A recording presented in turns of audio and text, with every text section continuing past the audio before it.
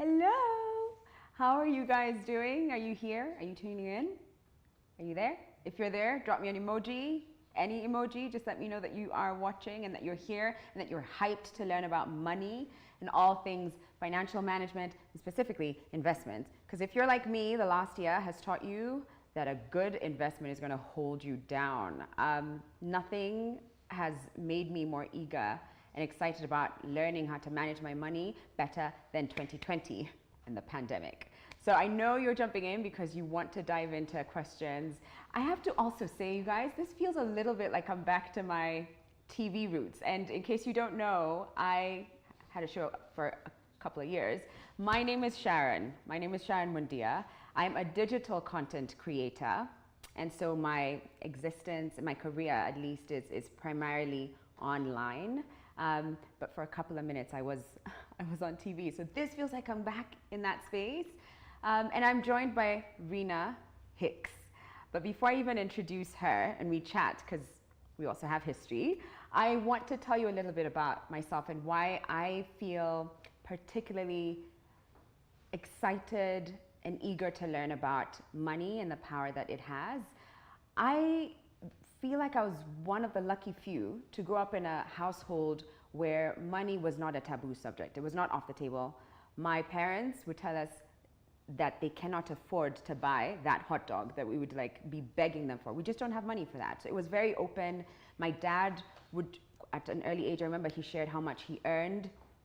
So much so that one time my brother and I felt that we really did feel that we could manage his money better. And so we convinced him, I'm not even kidding, Rina, we convinced him, Dad, you know what? If you just brought your salary home for this month, just watch how me and Jeff and Mom will do a better job of managing. I think we were tired of like not having crisps at home or something. We were just like, surely we can have a little bit more. And he, bless his soul, actually did. He brought the money home, and for that month, we were allowed to figure out how to manage it. And we learned that we don't know how to manage money. It's a lot tougher than it looks. But that's what I mean about them being very open. And because of that, you know, even when things kind of went not so great and, you know, there was a difficult time financially for my family, they were very open. And that has led me to the space I'm in now, which is where I'm always like eager to talk about money with my friends. Anytime I get to sit down with a financial advisor, I'm like, tell me everything you know, which is exactly what we're going to do today. I've got Rina Hicks here, and she's a woman that I met a couple years ago from interviewing you as a financial advisor and a money expert, I would say. Yeah. But the reason you're here today is also because of your relationship with Africa's Pocket. Now, if you don't know, it is a platform that allows for money discussions to be had. So this thing that's quite taboo, and especially in Africa, in many homes, we don't talk about, they're like, okay, we're gonna tell you everything. We're gonna give you all the tips and tricks. We're gonna bring in experts into this space, and we are going to make this such an open, free space that whatever hangups you have, whatever questions you have, they will be answered. And I love that because it's liberating and it allows you to kind of like let loose and then get to the heart of the matter, which is how do you make money work for you? And it's led by an amazing team of men and women. And through that, and because they work with experts, then came Rina Hicks. That's right. Who's been in the industry for over 17 years. Imagine. Right? Yes. Which is insane because we look like age mates. So I don't know what that means. But so you've been in this industry in the financial industry for over 17 years. Yeah. You are the woman behind Money Wise. You've got a book as well, yes. Money Wise. Yes.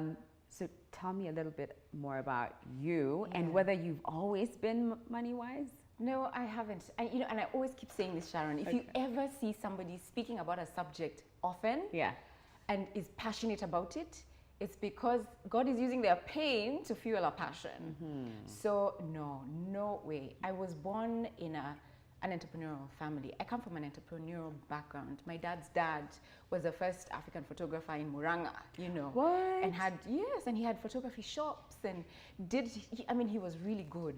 You know, my uncles are my dad's friends are entrepreneurs, my dad's an entrepreneur, my mom's an entrepreneur, but somehow that gene, the gene of managing money and the ability to manage money somehow skipped me. Mm-hmm. So are they good? Because entrepreneurship does not mean good money management. So that's a good point, but I would say that my parents have been very good at managing theirs. So it skipped you? It did. In what way? I can tell you that. In what way? When this journey began, it was when I went to university. So my parents had us really young, and I always wanted to go to uni abroad. And it was like, you know, we're very close in age. My siblings and I are only 2 years apart. My brother and sister are twins. So as you can imagine, paying for tuition in school, high school, university is almost like all at the same time for all three of us. But I was like, no, I have to go to university. And my parents were like, fine, what we'll do, we shall pay your tuition fees. We'll give you upkeep for 6 months. After that, you have to find a job to pay for your upkeep. And I was like, I mean, surely how easy? I mean, how hard could it be? Easy stuff, I'll get it done. And so I left armed with 6 months of my expenses. But 4 months in, I had finished all my money. You can imagine all these different things that you're exposed to that at home we were not. I mean, McDonald's and KFC and all these other stuff that we never got to eat. Yeah. Wait, 4 months in, you have no money? I have no money. Wow. 4 months in, I had no money. I had $3 in my account. 3. And you can't call your parents? I can't. Well, I ended up calling them, but it was like, I don't know what to do. But you know, it took me a while to call them. This took me a while, was a couple of weeks, because I had to try and figure out what do I do. So I finally found a job, but it wasn't coming quick enough. I started trying to figure out what to do. In the meantime, I didn't have food to eat. And so for like 2 weeks went around pretending I'm looking for homework. And what did we do for homework? And just to find out, not really to find out about homework, but really to get food to eat. Like going to your friends? To my friends' apartments in student housing. I lived in student housing. Trying to see, you know, how was, how did you do this? Just to stay long enough for dinner. Wow. This one day, I hadn't had lunch, hadn't had dinner, hadn't had breakfast, hadn't had dinner the previous night. No breakfast, no lunch. It was now supper time. Didn't have food to eat. Went to bed and I couldn't sleep. Woke up, went to the kitchen, trying to figure out, okay, what do I do? Open up my cupboard, hoping some elf or something had left something for me to eat. And there was nothing, just this tin of coffee. So I took a cup, boiled coffee, and boiled it. Boiled water, poured it in, and ate that. Drank that. As I was drinking, my eyes sort of just went to the bin, and I saw an over-toasted slice of bread, and I ate it. Wow. And after eating that, when I finished it, I was like, what the hell is this? Yeah.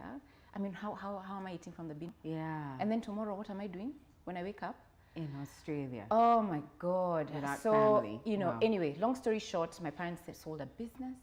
They were in a very challenging financial season. That thing affected me so much, Sharon. I said I will never in my life end up in this situation. It's not even about wealth. It's just being able to know how to manage the resources that I have. Because you had the money to last you the 6 months, right? Right. Yeah. And they worked so hard to ensure that I have that money available to me to help me run through those 6 months, get a job, settle down, and be able to be comfortable. But I just. So that journey led me to start figuring out, okay, how do I do this? How do I manage money? I always used to find others, they never run out. How come I keep running out? You know, sort of got hungry. And as I went on with my life, I knew how to manage money. And so I'd ask them questions, they'd share with me books and share with me content, and I'd be like, I was so hungry. And then eventually learned and ended up doing a finance degree and came back home and would be so concerned about my clients. You know, I started working when my second job was now in the financial services sector, and I found myself always so interested about my clients. Okay, so you're buying these shares, but what else do you have? Right. How does this fit in? You're selling, and then what are you going to do with your money? And so I'd spend copious amounts of time with my clients trying to help them out, that they'd call me, oh, could you speak at my youth group? Could you come to my chama? Could you come to? And so I started speaking. And I have to say, I think that's something that I noticed about you quite early on, that it's not just very hard facts where I'm just like, oh my goodness, where's my calculator? So 3% of the stock, and it's never quite that. You make it feel accessible and palatable, and I can understand it and within my grasp. Yeah. And I think that's what even makes me particularly excited about Investable, which I might as well just ask you to tell me a little bit about Investable and what that is, because that's something that I've taken a little sneak peek. They've allowed me to go behind the curtains. And what you've put together, I think, is so important, because there's a lot of people who are struggling. They've been able to save a little bit of money, but they don't know where to take that money now. And then with you know, the waves that we got, quail eggs, and then no land, no M-Pesa shops. What do we do once we've saved a little bit of money, and how do we invest it? So what is Investable, and how did you and Africa's Pocket come together to put that together? So let me start with Investable and what it is. So as I said, I started with this journey. Now my journey has continued to grow. And as I've continued to grow as a person, I've experienced different investment opportunities. I've invested in Bitcoin and Ethereum, I've invested in land, and I've invested in people's businesses. I have lent money to people. I have lost a lot of money in the process. And it's been a very interesting journey investing for myself. And I've been like, how is it that me, who's done, you know, CFA level 1, I've, you know, been in all these different forums, I've done my master's, I've done my degree in finance, I've done all these different courses, and I understand money and how it works and the numbers, how I'm making all these different mistakes. And in my journey, a couple of years back, I understood the mistakes I've been making. And oh my God, it was such a light bulb. I was like, my goodness. And this person who wrote this book said something like this: the problem that we have with most people, in fact, it says 67% of investors chase returns. They want to make money so much that they forget about safety. That it's about, well, okay, the land is making money now, and okay, real estate is happening, and now it's cryptocurrency, and it's Forex, and it's all these different things, that we start chasing those things and we forget about our safety net. And really what we're supposed to do is have an adequate safety net so that your assets do these 3 things. 1, ensures your basic needs are covered irrespective of what happens. 2, you're able to maintain your current standard of living for the foreseeable future. And then lastly, your assets need to give you an opportunity to create wealth, substantial wealth, so that you can achieve your dreams. But what we tend to do is focus on the 3rd. And what that does is you chase returns and you lose money. You buy land you've never seen, you don't use lawyers because you're trying to cut on costs, and then you get conned, right? So you join a chama, you don't have structures in place, you contribute money every month, you don't check what's happening with your investment. 10 years later, you're trying to sell, you can't sell. So we do all these different things to generate a lot of wealth, but we don't take care of the safety elements. And so I started to understand that thinking about how to create wealth requires me to have a framework. When you look at different investment companies, whether that's asset management companies, hedge funds, pension funds, and all these different things, they have frameworks that they use. All these different successful investors don't just, you know, put money anywhere. You have to think through the process, and that's what Investable does.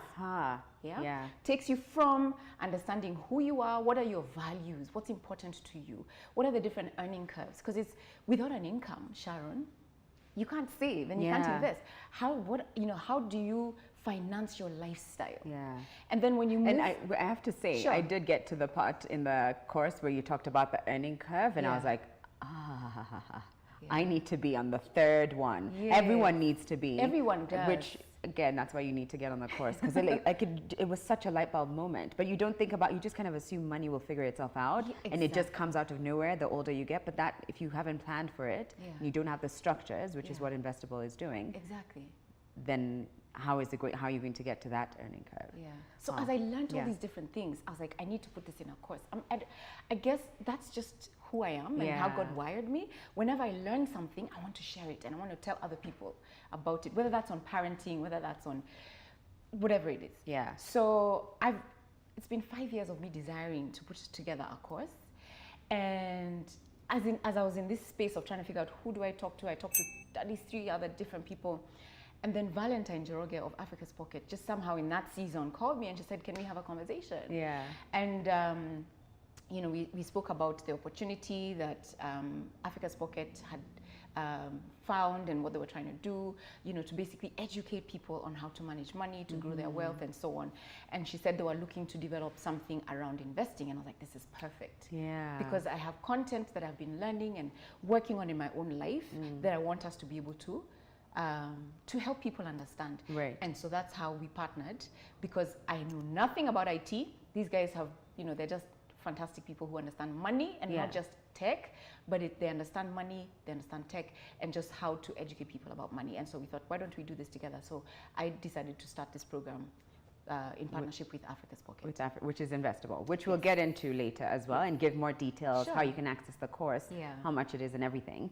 But I want to jump in now with a question that I have that I think a lot of people will also have. I also kind of saw some comments, because I did put on my Instagram, if you have any questions, shoot me the questions now, because I'm sitting down with Rina Hicks. And my question is around trying to secure an education for my child. Okay. And I know there's many parents watching right now. I've got a toddler, and I'd like to know that her education has been sorted, not just high school or even uni, but even for the next 5 years. And I think the pandemic has taught us that you can think that, it's only high school you need to worry about, and then something happens and you're like, maybe next month we also need to worry about that too. So where do you start? Is it an education policy? Trees, I've heard about trees. I was convinced, I was even kind of brought into something around, like, just plant trees now, 10 years later, all those trees, that's your high school fees. So what would your advice be there? So let me just get into the framework a little bit using your situation. So the first area that you start is to check, first of all, we have different needs, right? It's not just your child's education, is it? You need to pay rent. You need to make sure there's lights on in your house, that you have water, that you have fuel in your car. You also want to be able to do the different things you enjoy doing. Travel. You love to travel. Lamu. I don't know whether you like to get your nails done, your hair done, I don't know. But that sort of stuff. Just a little. Stuff that makes you feel fulfilled and happy and joyful. Those things are important as you live through life. So then you have your dreams that you want to be able to achieve. Maybe give towards a certain cause, whatever that is for you. So even as you think about your child's education, it's within the context of all these different things. But the most important thing that we must think about is, besides education, what are the other must-haves that you must make sure is taken care of? So first of all, do you have an emergency fund? I do. Is it where it should be? No. But I do have an emergency fund, and I have a couple of money market funds that help with it, like towards like education, and then also like insurance type policy stuff. So like a life insurance. Yes. So those all go towards your security or your safety net, right? So you have an insurance policy, you have an emergency fund that you're building towards to be bigger, hopefully to 6 to 12 months. Now, education is also now the third. So an education policy is important. Why? Because you want to ensure that if something happens to you or your income, your daughter's education is paid for. The education policy is an insurance policy that you take with an insurance company. And they promise to pay you either at a certain point in time or upon your death. They will pay your beneficiary the amount of money. It is not the only plan you should have, though. That one just covers safety net, right? We're just making sure we're secure. But that's not enough. It's nowhere near enough. In fact, you don't even want to put a lot of money in your education policy. Why? Because the returns are not great. They're not great. So it's like taking an insurance policy to ensure you have a safety net. You can write notes. I want to write notes. So it's not enough. It's nowhere near enough. I met somebody who said to me, I'm good. I've invested. I have 4 policies for my 4 children, and I'm good. I'm like, it's not enough. Because the sum assured is probably maybe 5 million. 3 million putting in. But do you know Sharon, design school in France, or Paris, wherever it is that she wants to have the high education, then you have money available. If she wants to go to SIU, great. That's good too. You can pay, or Nairobi University, that's fine too. But you have the money available through doing different things. So you can't do one thing. So there's the education policy, there's your trees. You could probably even invest in real estate. You could invest in the stock market. You could invest in a treasury bond. But you have to, because you don't know which one will work out and which one will not. You might invest in trees in 10 years. There's 6 million Kenyans who have invested in trees, and so there's so much supply you're not able to sell, or the price has come down so significantly you're not able to make the amount of money you want to make. You get my point? So you can't rely on one thing. You have to diversify. So no putting all your eggs in one basket. You can't just say an education policy is it. I'm done. It will figure itself out. Exactly. Oh, that's really good. And that takes care of not just your child's education, but your safety net. It takes care of the things that you want to do to enjoy life, as well as your dream. So can I ask you a slightly personal question? Is that what you've kind of done, given that you with 3 children, because I'm only thinking about 1 child, but I imagine then with the second child, with the third child. Is that what you've done as well? So you've just made sure to diversify and make sure you have as many avenues as possible to secure you when that time comes. Yes. So what we did with our first child, we took an education policy. Okay. And when we reviewed it, we felt the amount of money we put in that education policy is enough. Because, you know, I think we don't need to add more to it, because again, as I said, it will be too much money that then the cost is high because of insurance. And when insurance is high, then the returns are low. So what else can we do? And so we invested in real estate, we invested in the stock market, you know, so that we are able to generate money from elsewhere to take care of those needs that we have in the future. Because when I think of 60 million, I'm just like, Rina, really? I think honestly you should just say goodbye and just like, listen kids, it's been great. But you know what the crazy thing is, Sharon? The amount of money that passes through your hands is a lot. When you think about it.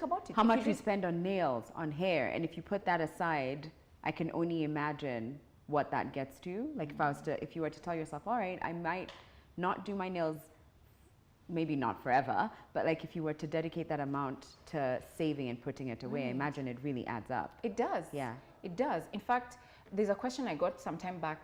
You know, I'm 20 years old, you know, I still have time, but what should I invest in? I'm like, you're 20. In fact, I'm like, okay, let me just get you the math. Okay. If a 25-year-old, just a 25-year-old, decided, you know what, I'm going to invest in the stock market. I hope I find this thing really quickly so that I can give you the numbers, because I think it's important. 25. I just turned 32, so I'm already 7 years off the mark. You're 7 years. No, by the way, this is not to discourage you at all. No, but I know it's going to be one of those, like, if a 25-year-old started today. I know. In X amount of years, and I'm just like, I'm 7 years. Oh my gosh, away. I'll find it. But, you know, let me just give you the rough figures, because I can't find it right now. Yeah.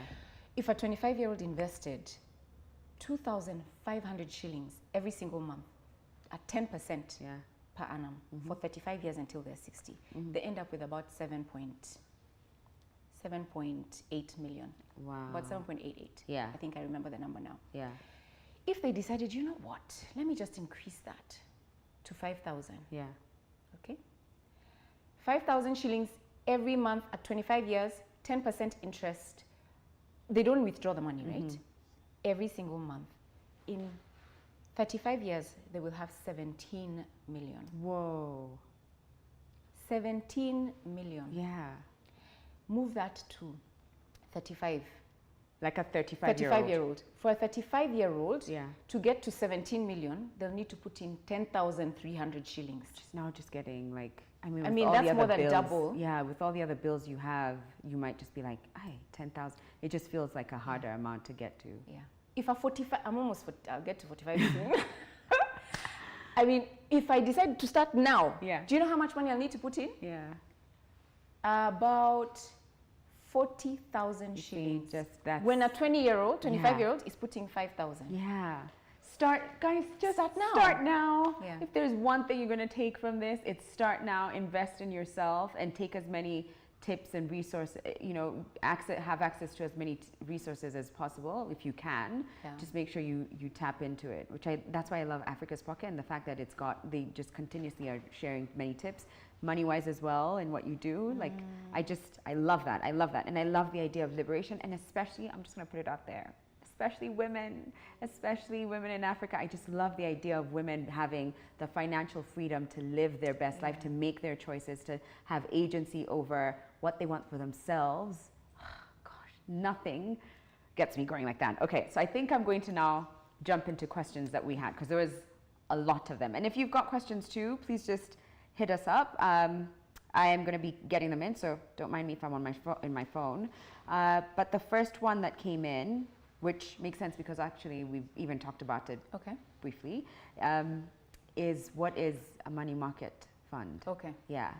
So a money market fund is an investment that usually is offered by an asset management company. And what they do is they pool funds together from different investors.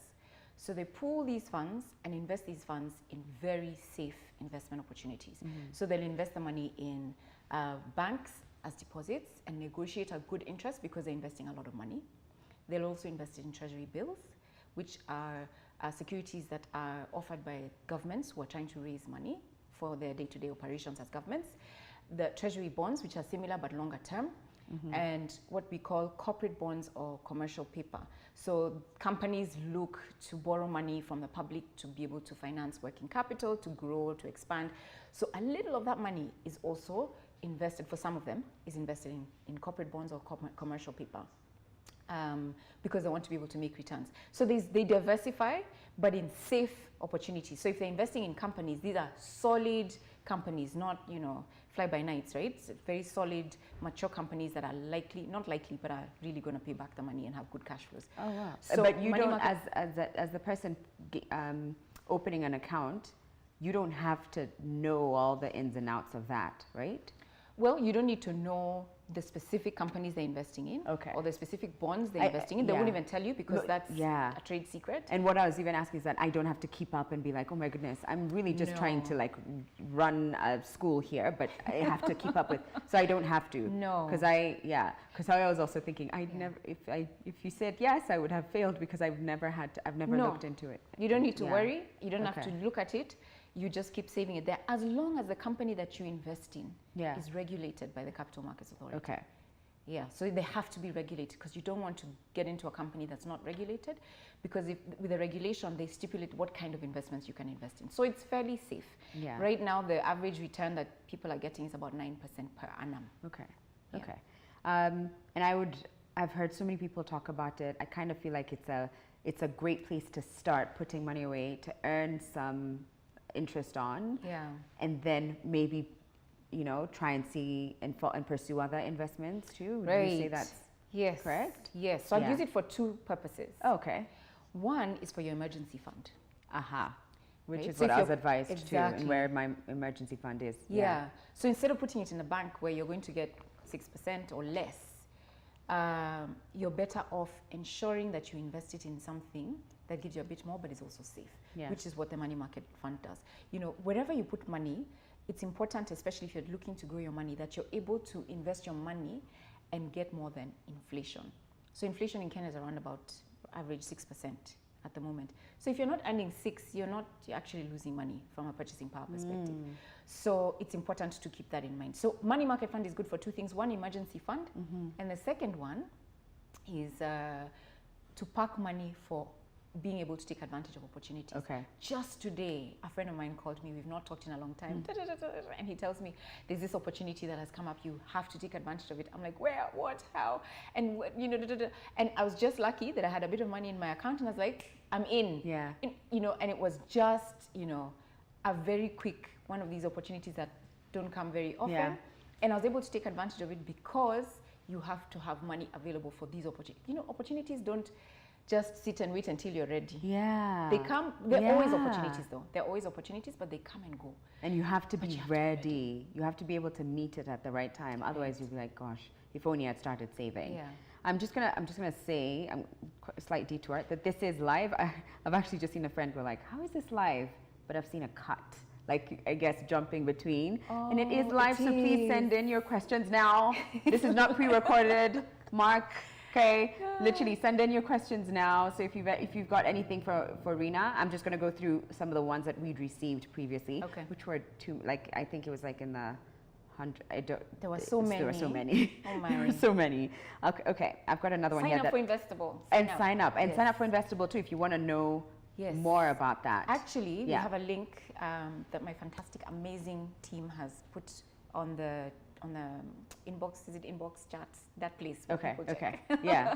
On the timeline, that you just, if you click on that, we have a free downloadable blueprint with content that's actually free, and you can join the wait list. We open the course on the 25th of March. Okay. Yeah. So in the meantime, you can be reading the blueprint. It covers, you know, very interesting content that you can start to learn about, and also join the wait list for this program. Yeah. Okay. Check out the link. I'll say that a few times too, just in case anyone misses it and just joins us. But check out the link. I want to preface this question by saying that I remember when, I think it may have been the first or second time I interviewed you, because you've been on the show a couple of times, and it may have been the first, and we were talking about budgets, spending plans, and I remember saying something like, oh, but Rina, you we do live in a country where majority of people are earning less than $2 a day. So it is a little, it's impractical. It's almost unfair to expect to tell someone, save, save, save, because what do you save if you don't have any? And I remember your answer and your response was so positive and so like, no, why have you decided that you have no other ways of earning more income, that you are going to only earn that amount per day, that you can't find a way to just put some money aside? And I remember thinking, oh my God, her spirit is just so, you can. Absolutely. You're not going to tell anyone you can't. And Absolutely. so this question is, it just reminded me of that moment, and I'm just like excited because this is Rina. How do you invest when you're earning as low as 20,000 shillings per month? How do you start when you're starting from zero? Yeah. So, you know what you just said is so true. Because when you're at that stage, when you're earning 20,000, let's assume her expenses are 20,000. And so she has no margin, right? So she has no other income to be able to put money elsewhere to save. I read I don't remember when it was, but this quote has always stuck with me, and it says, the reason you are where you are now is because of what you believe about yourself. Oh, Rina. Yes. I feel like we need a moment. What do I believe about myself? Oh God, the reason you are where you are is because of what you believe about yourself. Correct. If you believe you are worth more than 20,000 shillings, you will earn more than 20,000 shillings. So let me tell you, it begins with how you think and what you believe about who you are. It starts there.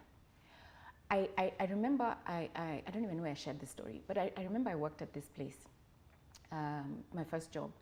And at this particular point in time, I earned 25,000 shillings. Okay. And this other colleague, we just got talking. I said, by the way, how much do you earn? And she said 60. Sorry, what? 60. And I was like, oh my gosh, how? But we kind of do the same thing. How do you earn 60 and I earn 25? That's like more than double what I earn. Yeah. And she said, but I asked for it. And I was like, what does that look like? And you know, I went home and I thought about it and I'm like, my goodness, she has such confidence in the value she is bringing. Yeah. That it's not, what do I do if I earn? I am going to earn more than 20. I'm going to earn 50. I'm going to earn 100. What am I going to do to be able to offer value so that then I'm able to earn more? Yeah. Whatever that looks like for you, whether it's in your business, what value are you offering? Whether it's an employer, what value are you offering your employer so that you earn more? Don't just get stuck, I earn 10 and I'm sorry, I can't save. How can you earn? Because without an income, Sharon, we can't move. And we have to change our mindsets and what we believe about our abilities. If you need to go back to school, there's free courses online. Yeah, ever heard of Coursera? And people like those online, edX, free courses that you can improve yourself, grow your talents, improve your craft. And as you improve, then you're able to charge more if you're a freelancer. As you improve, you're able to do more and generate additional income. So I'd say, don't think about what you can't do. Think about what you can do. What can you do to move from where you are to the next level? And guys, you have to take responsibility of where you are. Nobody is going to come and fix your money or fix your life or fix your relationship. You have to take responsibility yourself to decide, today, I'm starting to make a difference about that issue. Because unless it changes here, I'm sorry. There's nothing anybody is going to do to help you. It has to first begin with your belief system. Yeah. I feel like I just went to church. I'm not kidding. I feel like there was some therapy session. There was like an awareness of self there that you need to reckon with. Like what do you actually believe you are worth? Yes. What where do you place your value, and how much of yourself are you willing to expand and grow and be able to move so that you can shift into the next space of your life? Absolutely. I don't even know where to go from there, but I feel like that question has been answered so beautifully. Okay. Oh man. All right, let's or maybe we should even just touch a little bit about the course now. Maybe at this point you could share a little bit, because I do think part of what you're talking about when it comes to adding value and and what you can do to leverage your talents can come from like just feeding yourself with the right knowledge. And in this case, I think if you've got some money that you've put aside and you're trying to figure out where to start when it comes to investing, a course like this would be a great way, or a great place to start, and a great way for you to kind of leverage on other people's experiences and 17 years of you being in this industry and understanding what mistakes have been made and how to avoid that. And having made them myself, actually. And having made them yourself too, which the way you're speaking, I'm just like, but what are those mistakes? I'll give you one example. Okay. So several years ago, I love theater. I don't look it, but I love theater. Okay. We were involved in a theater company. That's how I got to, get to really know my husband. He was a production guy. Very good one, by the way. Yeah. Anyway, so I digress. So I go to this theatrical production, and it was fantastic. It was awesome. And I was like, this is fantastic. I loved the guy who wrote the script. I thought he did a fantastic job. So we go outside and I'm like, you guys did such a great job. And they knew what I did because we were in the theater scenes and guys knew that I love theater, but I'm also in the financial industry. Yeah. So they said, oh, by the way, actually, we'd like to speak to you. When can we come see you? So they came, saw me, told me how they want to expand what they're doing, put it on video and do all these different things, but it will cost them some money. Now, it just so happened that they wanted to borrow the money for 10 months only and pay it back at 20% per month. Oh. Because they were going to make such huge returns with what they were planning to do. And I was listening to these and my alarm bells just started to go off. Yeah. And I'm like, okay, wait, send me the numbers, send me your accounts. Let me just see where you're at. Yeah. And so they sent it to me, but my alarm bells were just ringing. I'm like, this sounds amazing, right? And I had just sold a car. I had just sold my car, and I was saving to buy another one. So I was just seeing the picture of the new car I'm gonna have. I used to have this old, anyway. Yeah. Yeah, so, so I'm like, how can I do this for myself? So they came to me for me to find them an investor. Yeah. But I started processing it as myself. Yeah. And I started getting excited because this is a guy I knew. I knew his home. I knew his parents. And I was like, there's no way these guys can run away with my money. And so I took, long story short, we signed agreements or whatever because I was like, yeah, lawyers need to be involved. Signed agreements, lent them the money. It was 500,000, everything that I had between me and poverty. Yeah. And I lost all of it.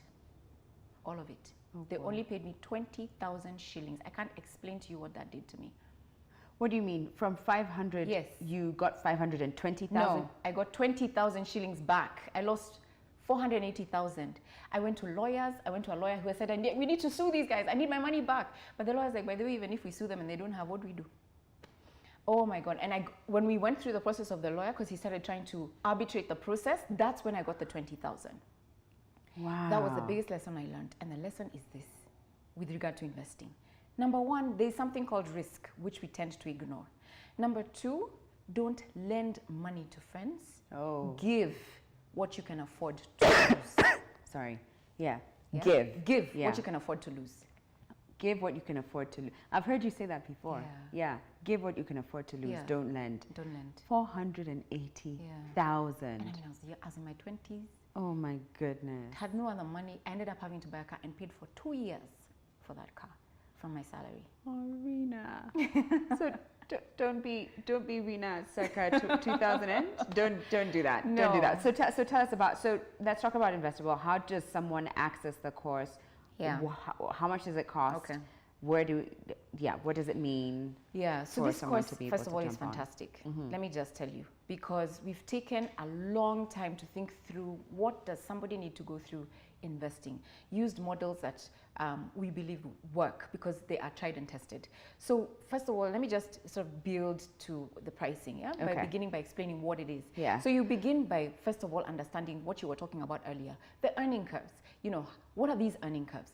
How can I make sure that I earn money and it continues to grow? And even as I'm 80, I'm not looking at zero and leaving my family in debt, but leaving assets that continue to grow even long after I'm gone. How do I do that? And then next, understanding your why and your values and the importance of understanding who you are and what is important to you so that as you invest, you're investing alongside what's important to you. A lot of people ask me, I know what I need to do, but I can't. How do I get more disciplined when it comes to my finances. Unless you understand what is important to you and why you're doing what it is you're doing, discipline is like exercise or eating right. You will notice people who've gone through an illness, you know, doctor says if you don't eat right in the next 1 year, you'll be dead. Guess what? You will eat right even if you've never been able to do that all your life. So it's the same concept. Dave Ramsey, who I just absolutely love, says success in your personal finances is 20% knowledge, 80% behavior. Where do you think the behavior comes from? From a complete, absolute understanding of what is important to you and why, your big why. You must know what your big why is. Then we move from there into understanding what investing is. We define what investing is, you understand what it is, how it works, we understand what risk is about, and then we go into understanding how do you then set goals. And what we have a framework on how you set goals, and then we move from there to understanding what the different asset classes are. Asset classes are different investment options. What they are, from stocks, bonds, real estate, alternative investments. And you know, how then do you align those assets so that they meet your goals, right? And then we also have bonus content. And the fantastic bonus content is a slightly over 1 hour interview with a real estate expert who helps you understand how do you take advantage of real estate in 2 areas. 1, if you're constructing and selling. 2, if you're buying off plan. If you don't have a lot of money, where do you start? How can you take advantage of real estate so that then you build wealth using real estate? So the course is that, and then we have downloadables, we have exercises, like even to discover your values, we have an exercise that you go through to be able to discover those. So for all of that. And weekly, did you talk about that? Weekly yes, session? oh yes, very important. Thank you for raising that. We have a weekly Q&A session where we sit with all those who are on the course and go through question and answer. So we have a brief overview of what we covered that week, and then have the Q&A session every single week. Which means essentially you're having a one-on-one moment with a financial advisor. As a group, okay, as a group, not one-on-one, but you then get to pose any questions that you may have had surrounding the topic based off of your life and see if there's anything that you missed. Exactly.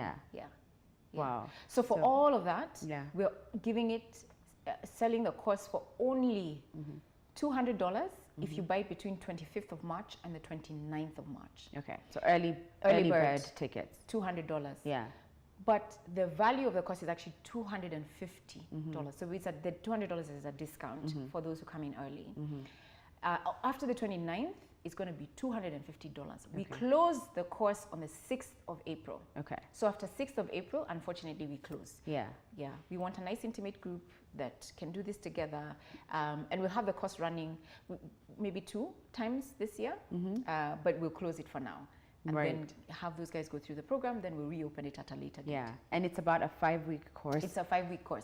So we recommend you take 5 weeks. So it's self-paced, but we recommend you take 5 weeks. It really should take you about 2 hours a week. If you can dedicate 2 hours a week to it, it'll be a good amount of time for you to be able to formulate your own. And at the end of it, Sharon, you will be able to come up with an investment plan that is intentional based on your values and your goals. Yeah, I get that.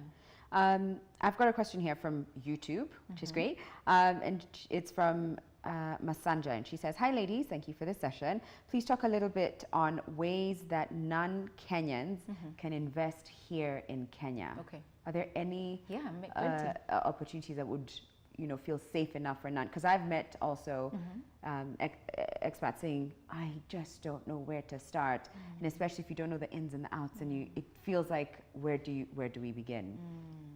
It's a great question. So the options where they don't need a third party, like a relative, to go check out stuff for them, you can open an account with a stockbroker and open a brokerage account where you can invest in stocks or shares. You can invest in treasury bills. You can invest in treasury bonds, right? You can also invest in money market funds.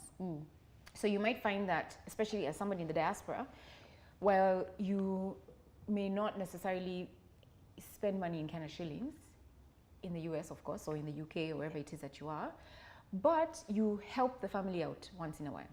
So instead of always sending money and saving it in the US in an account where you're earning 1%, you could convert your money to Kenya shillings, or even keep it in US dollars, send it to Kenya, invest it either in USD or in Kenya shillings.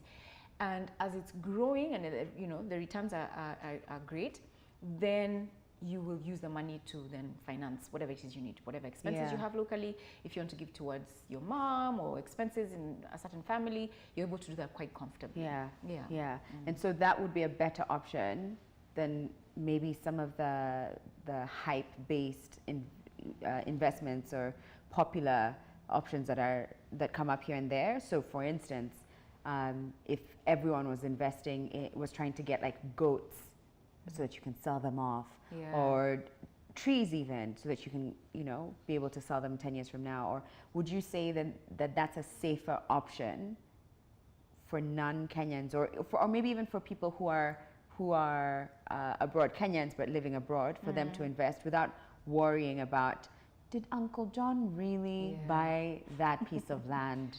Or is that, because I'm seeing imparting a lot on these days, so is that a safer way? It is. So financial assets is what we call them, are safer than going into agribusiness. Okay.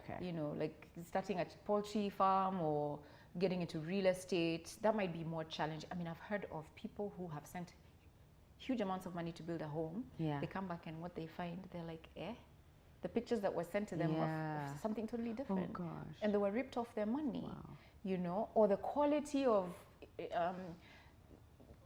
the stuff that was used to build a house is not good, and things like that. So where you are required to be involved in the investment process, like heavily, physically present, I would not recommend those for people who are not frequently coming to Kenya.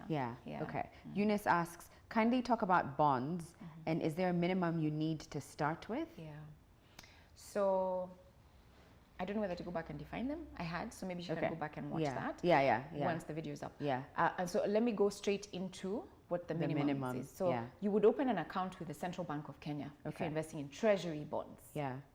And you would open the account with Central Bank of Kenya. The minimum investment amount is 50,000 shillings for regular bonds.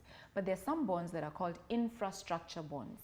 And those are bonds that are issued by the government for the government to be able to invest in infrastructure. And so they usually give an incentive for those bonds because they're tax-free. For those particular bonds, the minimum is 100,000 shillings. There's a bond that the government launched, I think about 3-4 years ago, called M-Akiba bond. The M-Akiba bond is an infrastructure bond, but it is distributed from the mobile phone. They currently don't have an issue. They opened, after 3 years it closed, and investors got their money and interest back. But that's another option. The minimum on that one is 3,000 shillings. But it hasn't reopened. But the regular bond is 50,000 shillings. Minimum. Got it. Is it advisable to get would you advise someone to get a financial advisor to help manage your wealth? So it depends. I recognize that we have different personalities. I do. There's some people who are just like, by the way, I can't. I don't want to look at my accounts. I can't. And so if that's your personality and you really must have someone help you, then it's fine, but you have to keep checking. I always say that you can never rely on somebody else to make you wealthy. When I look at, I don't know anybody who's like that. Like when I look at all the wealthy people that I know, they know how to read bank statements and financial accounts, and they keep up, they're friends with their accountants, and they know their money.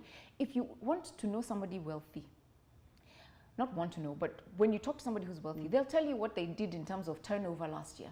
They know what they lost and how much it is and how they lost it. They know their numbers.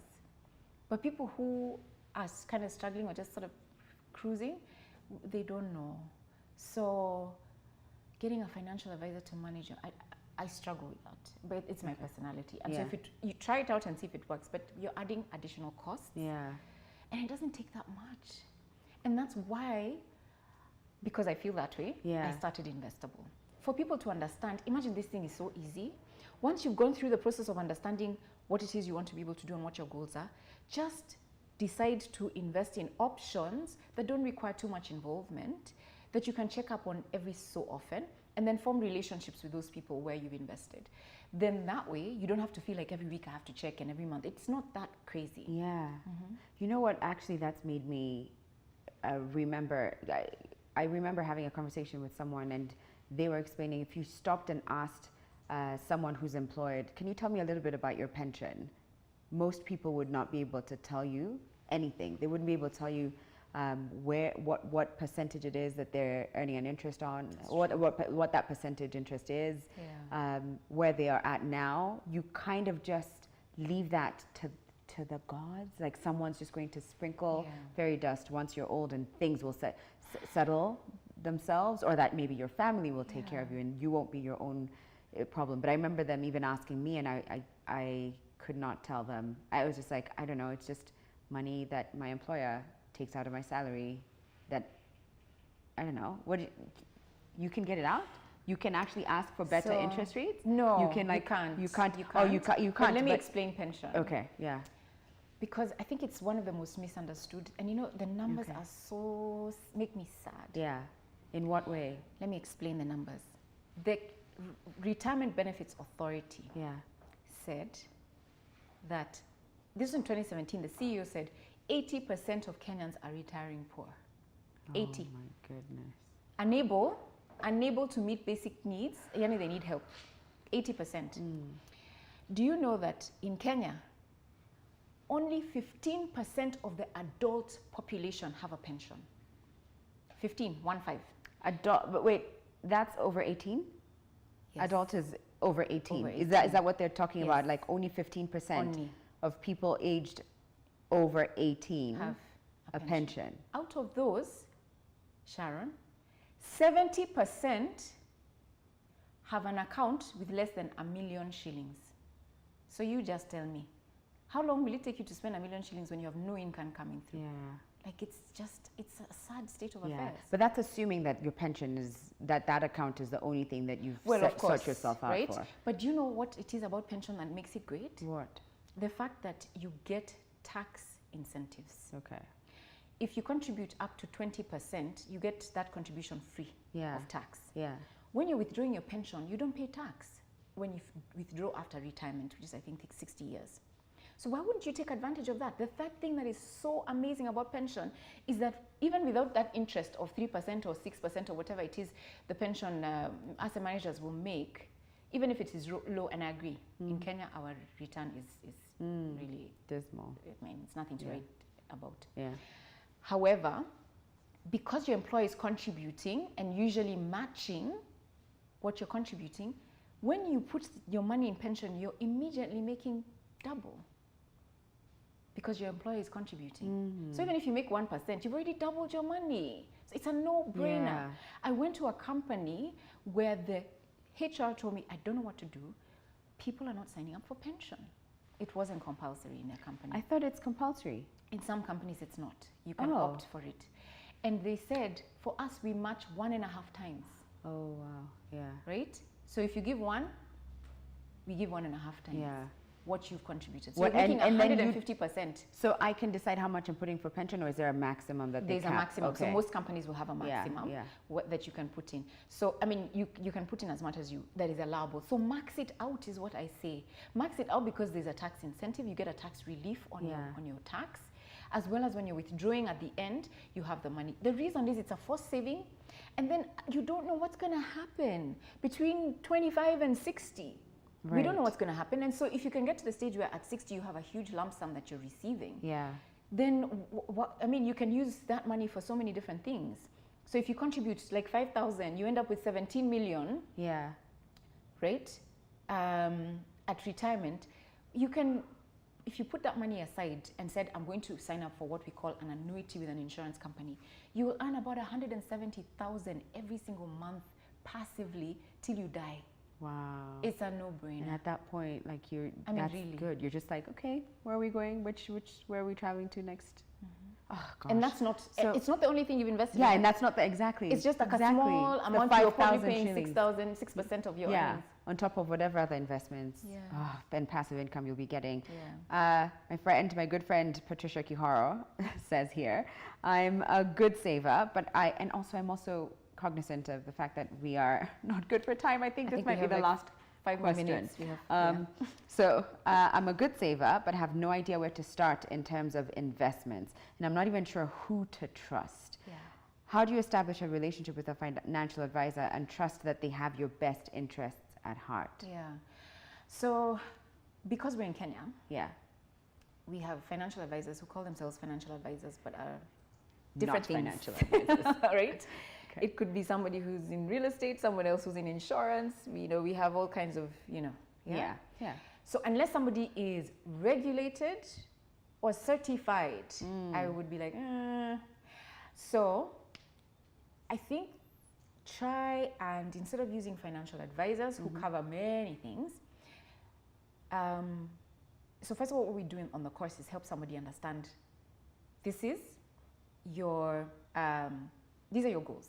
These are investment options you can use. And we even have case studies, by the way, I forgot to say that. So that when you look at a case study, you're able to understand, okay, this is what they did. They invested in this and in this and in that to solve this. This relates well with what my situation is. I can do that. Now, with those particular investment opportunities, you need to speak to investment advisors who understand those areas. So I want to put my money in stocks. Speak to a stockbroker or financial analyst who works at a stockbroking firm. I want to invest in treasury bonds. Speak to somebody who understands treasury bonds. I want to invest in real estate. Speak to real estate experts who understand real estate and have gone through the process. Unfortunately, we don't have, or at least I haven't met them. And when I do, I'm going to post it somewhere and have a recommended list of advisors that you can talk to who understand globally everything that you can do. Right. So it's a very fragmented market that we have people who understand very well certain areas. And I'd say speak to those, but don't expect one advisor to sort you out with everything. And that you also need, I think, to take ownership and and responsibility. Absolutely. But I also think Ms. Kihara should just say that I did tell her to reach out to Rina Hicks. By the way, she should, and I'm happy to coach her. Yeah, and she said she even tried. I think at some point she did try to don't know and what happened. I think disappeared. everyone just kind of like life happened. But I know like she's been like on the lookout, and even when I told her about this, she was like, Rina, happy meant to call. Happy to. But if that's not even, if that's not something that you want to pursue, say reaching out to Rina, you could always check out Investable, which is a space that would have other people who are trying to understand their investment options better, and you could have that camaraderie, that community and camaraderie to just check on each other, hold each other accountable, because everyone's like set up in micro groups too, right? So you at least have someone to hold you accountable, and you're not sleeping and like just thinking, I'll do the course next. Let's just push it again. I think we've run out of time, and we have a million more questions coming in. Even on my own, like I have questions about like, wait, so if you're self-employed, where do you start with pension? And when you talked about the CD market, like I have so many Oh my gosh, maybe we can do it another time. We can find an opportunity. Maybe what you can do, I'll have a webinar, by the way. Okay. I will have a webinar. When? I think in about a week's time, a week and a half. And I will announce it. And so what we can do, you can send me the questions that we've not answered. I know there are 1,000, but I can try and sort of weave them into my presentation as I'm teaching this. And I can also use them to decide what do I teach at the webinar. So I can have this one bonus thing that I'm teaching for free. Like from beginning to end, and I'll pick one of the questions that are there. Maybe you can help me do that. You're so not. You're such a giver, Rina. You're so like, look at you, just being like, no, we'll figure it out. We'll make it happen. I have to say, like this to me is one of the most exciting things that that someone could take time to invest in themselves. And I know that we often, and especially in my line of work, a lot of what we talk about are like really fun things that just make life a little extra special, a little extra fun, whether it's like a trip here, some great like makeup tips here and there, like just lifestyle bits. But I do think when it comes to the core of things and the heart of the matter, there's nothing like the freedom that having your finances sorted out gives you. Like just knowing you can sleep and there's just something that you've tucked away that you know is growing for you. And so if ever there was something that I really do think is worth investing in or taking time to learn, to understand, to research, to stock, because also Rina and Africa's Pocket have a lot of resources that they've put out there for you to be able to access for free. I think take the time to just learn, to ask, to and in this case, I guess, to invest in yourself and learn as much as possible when it comes to Investable. Yeah. I think the last thing I would say, and it's the reason for my living and my being, is the fact that we are all created to do amazing things.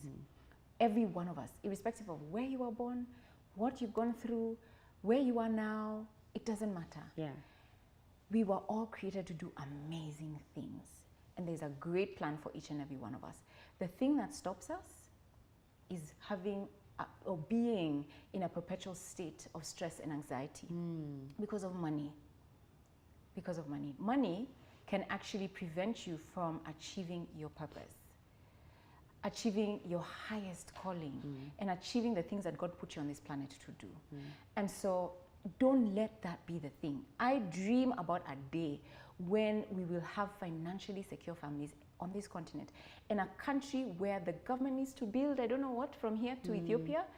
Kenyans are funding it. They're not going to Europe for some Eurobond. Kenyans are funding it. That's my desire, and that's why I'm here, and that's why I will continue to speak about being able to grow wealth, because we have to get there, Sharon. We must. And it's a wrap. It's a wrap. It's a wrap. You talked about the download, the blueprint that people can download, and that the link has been shared, whether you're watching this on Facebook, on YouTube, or on Instagram. There's going to be a link that's there that you can just click on, and you get a free blueprint, and which has lots of tips and kind of prepares you for what's to come. Yes. Yeah? Yes. All right. Thank you so much, Sharon. No, thank you. Sign up, guys. It's going to be fun. Yeah, and 25th, you get early bird tickets, early bird prices at $200, and then thereafter it goes up to $250. So take advantage of that. Yeah. Thank you so much. Thank you. Thank you, guys. Bye. Oh, Rina. Thank you.